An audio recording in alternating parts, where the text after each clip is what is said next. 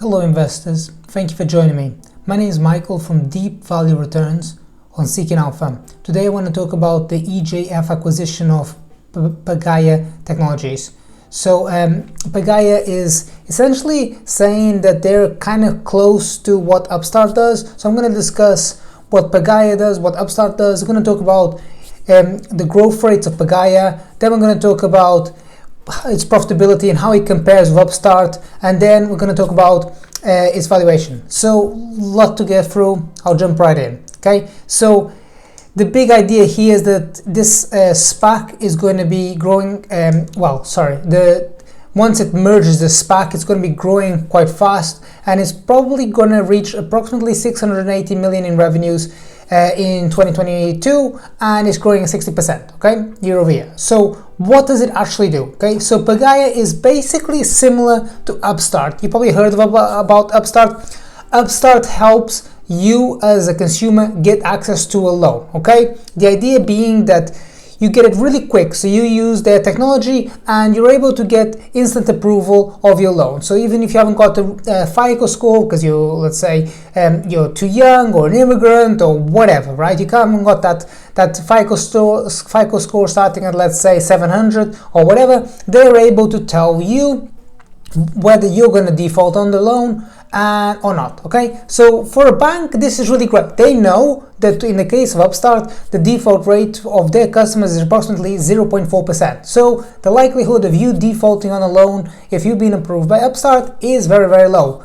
What about Pagaya? I have no idea. Okay, they don't tell you much here. So this is a company, this is a SPAC, and it's going to be completed into Pagaya starting early 2022. So there is not a lot of detail here. It's a lot of company spin right now. You don't have a lot of hard physical details to read through. You got the investor presentation and you can rummage around as much as you want. That's what I've done. But I mean, details are really, really light here. You don't know a lot, okay? One of the things that distinguishes the two companies, before I get into that, one of the things that both companies have is that they don't retain the credit, okay? So they just get a fee for the transaction that goes through their platform. It's an asset-light business model, okay? So it doesn't have a lot of credit risk. That's the idea. That's why Upstart is compelling. That's why this potentially is compelling, okay? Because you're not having to hold that balance sheet risk, and if you remember anything from about 2008, it was all about credit risk on the balance sheet. So you're not holding any of that risk. You just help the partners originate those loans, and then that loan gets sold off to institutional investors. So you don't hold anything. It's pretty attractive on that front, okay?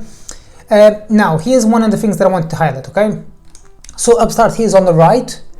If you remember, Upstart was predominantly focused on unsecured personal loans up until recently. So Upstart's GAAP profitability was quite high. Coming out of Q2 21, it was at 19% GAAP profitability. Remember, GAAP profitability includes all those pesky costs like stock-based compensation. Okay? As Upstart moves into auto loans, their profitabilities are compressing very rapidly. So going into Q4, the guidance is for approximately 7% GAAP profitability. Okay, so it's still profitable on a GAAP basis, which a lot of fintech is not, but it's just something that I wanted to highlight. As they go out of personal loans and they increase their total addressable market, their profitability dramatically shrinks. Okay, so that's part of the reason why the stock sold off a few days ago, or a few weeks ago now.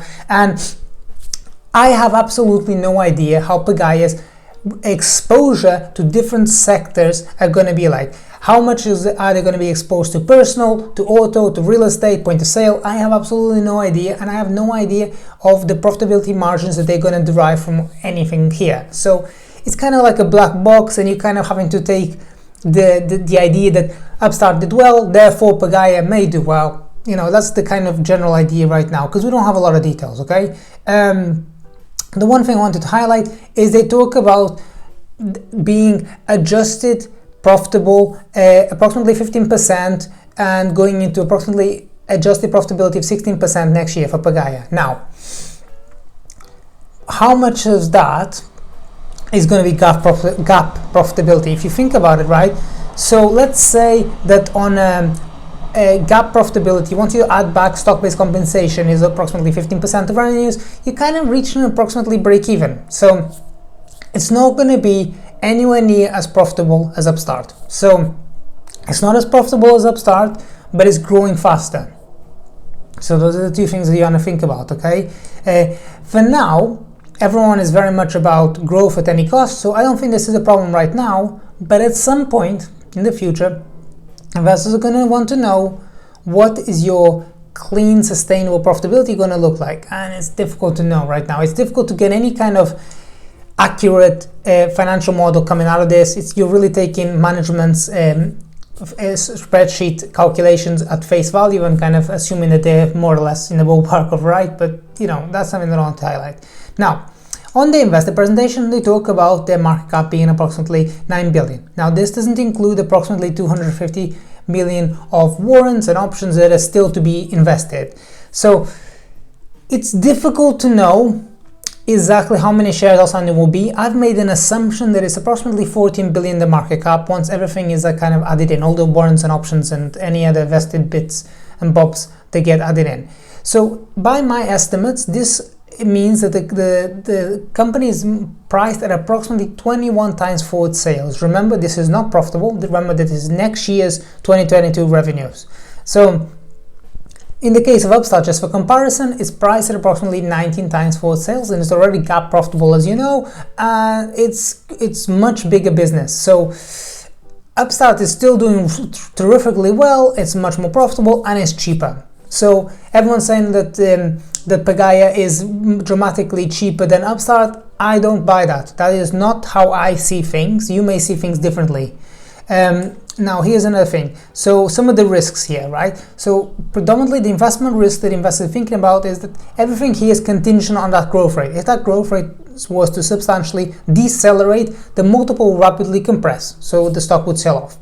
Another thing is that I already talked about is adjusted profitability is only 15%, and then you're thinking about once you have all the kind of the impairments and the amortization of some of the intangibles on of the technology, as well as the fact of the stock-based compensation, it's going to be quite difficult for the company to be gap profitable for a while. So that's another thing. I don't know how the market is going to take it not being gap profitable for a while, but that's something I want to highlight.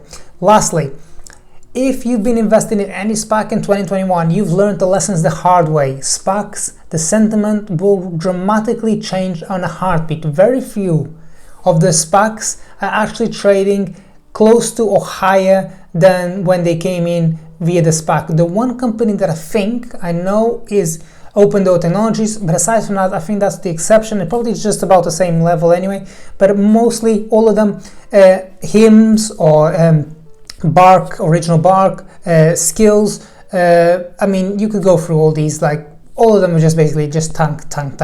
So it's a SPAC, and going into 2022, the market may not be the same as 2021, but it's just something to highlight, okay? So it's quite an interesting business. In the last few weeks, the share price has been trending higher, but as I already said several times, SPACs go in and out of favor very, very quickly. Do not be deluded by that share price going higher, because it will sell off very, very quickly in a heartbeat.